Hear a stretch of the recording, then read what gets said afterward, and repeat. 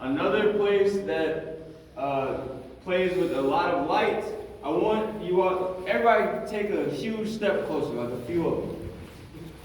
So I want you all to be able to see some of the charred glass.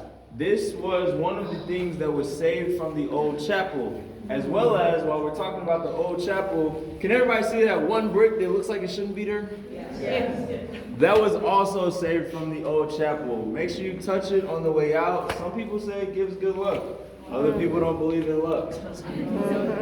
So the singing windows feature 12 Negro spirituals. Can somebody read a few of the ones they see off? Swing low, sweet chariot. That's a nice one. What else we got? Every road goes higher, and higher, and higher. That's a good one too. One more. My Lord in the morning. Okay. What else do we see? This is art, so it's up to your interpretation. There are no wrong answers. Well, there might be one or two. But usually So what do we see? Just spit stuff out. Lotus flowers. Lotus flowers? Right by where your hand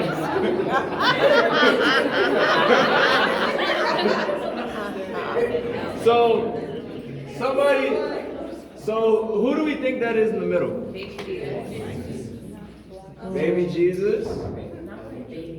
So some interpretations say that resembles Booker T. Washington. His childlike image. I said interpretations, it's art. So those same interpretations believe that the top archangel represents his mother. Oh, cool. And once again, Booker T. Washington being our founding principal, it just goes back to the idea that he was the reason that the Black Oasis came to be.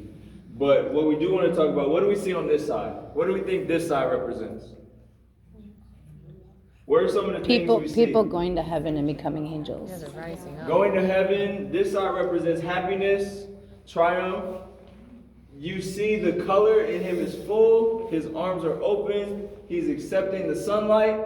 Now if you look on the inverse side, pain, suffering, enslavement, the color is drained out of his body and his arms are crossed as if he was in his casket already.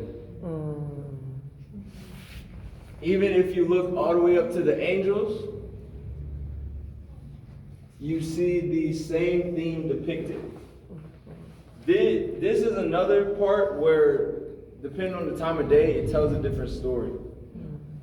The middle and the colors are a lot fuller during the day, but once it gets later in the evening, only the gold parts here in the center actually light up. Really? So I want everybody to take a few more seconds to just take in the singing windows. Please feel free to take pictures and or continue to read the Negro spirituals all throughout the things. Favorite piece of Oh, thank you so much.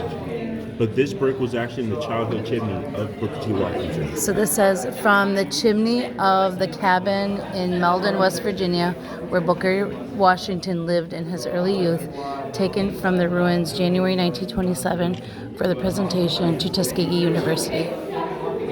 The piece. Sorry, I missed this, but this is Booker T. Washington, the first president of the university.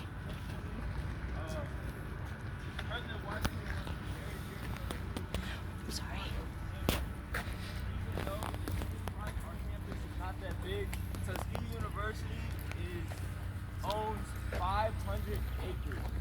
We not only own the school buildings and the housing you see, we also have a lot of farmland.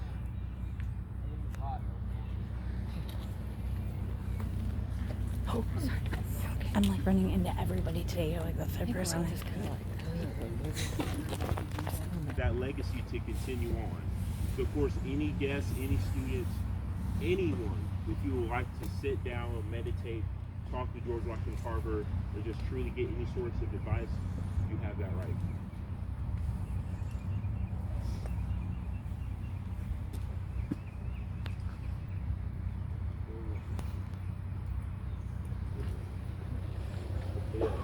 Are are there any questions? How are we feeling?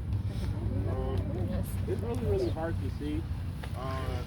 But we definitely did want to like kind of highlight and point out where John A. Kennedy Memorial Hospital was, John A. Kennedy Hall. So it's really hard to see too. But of course, structure in front of us.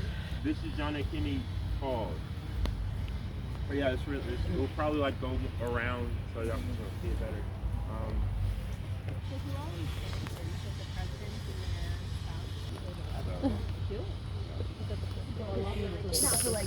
Well, I gotta like. So do you have any in?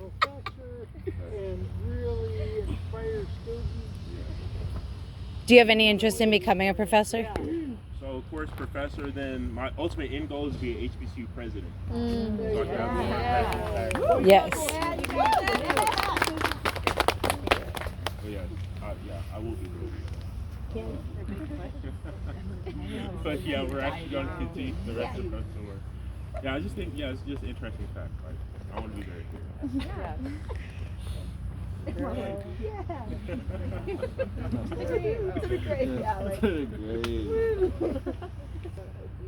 have an inspiration to be like a professor? Yes. President. Yeah, but.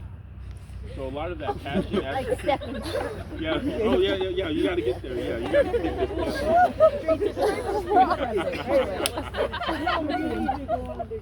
To do some graduate work He said, okay, but what's your plan?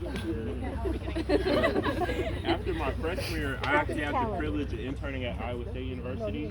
And while I was at Iowa State, I was actively being recruited as a freshman to actually come back to pursue my postgraduate degrees from Iowa State. Like they actually offered to pay for my full schooling, full everything. Then also asked, so Diallo, what is just something else that we can do to incentivize you to come here for graduate study? And I said, you know what, there is something that you all can do. You all can form a partnership with my university to bring a lot of these studies, these research, a lot of the impact and significance that is being done at this university. I'm like, we could do this at Tuskegee too. And just think about it, I was a freshman at the time, so at the time I hadn't taken any sort of core classes or any sort of major classes, excuse me. I've only taken core classes, but I still was able to go there, thrive, and just truly have that understanding of what job needed to be done.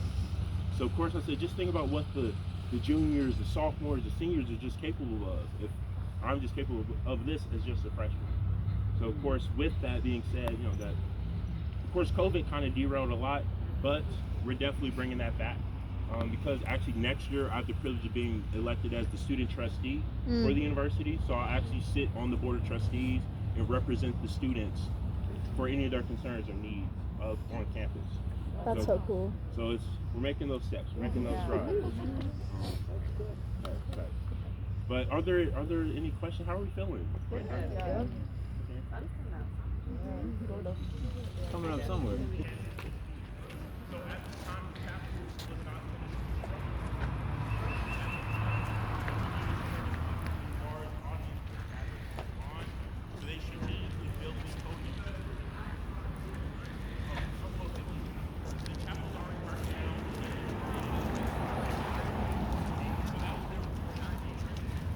That was the pulpit there. The podium was built for Martin Luther King to speak. Built or designed and built a lot of buildings, as well as we got the dirt and the clay for the bricks here. So here's about to be the biggest test to it. Y'all come this way. I want everybody to line up against this wall. So this is the hands-on part of the tour. I want everybody to come and find the actual thumbprint where people were laying the brick and they pressed a little bit too hard. And see if your fingers fit in them. Once you find one, show one to somebody else. They're a lot easier to see under the window sill. Also, you can see George Washington Carver's actual room. Don't be creepy and look too long.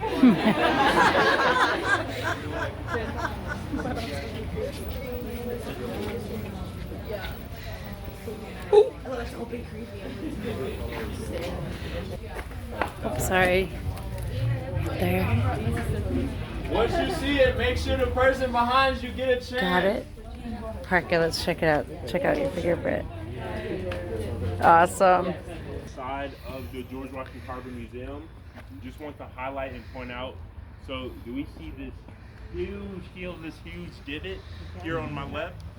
So this is the valley. So this is where the original students got the original clay and dirt from to build the bricks to build the building. So the reason why it's a huge hill or huge divot is the students have to get a lot of clay and a lot of dirt. And it's not just right there. The valley extends all the way that way.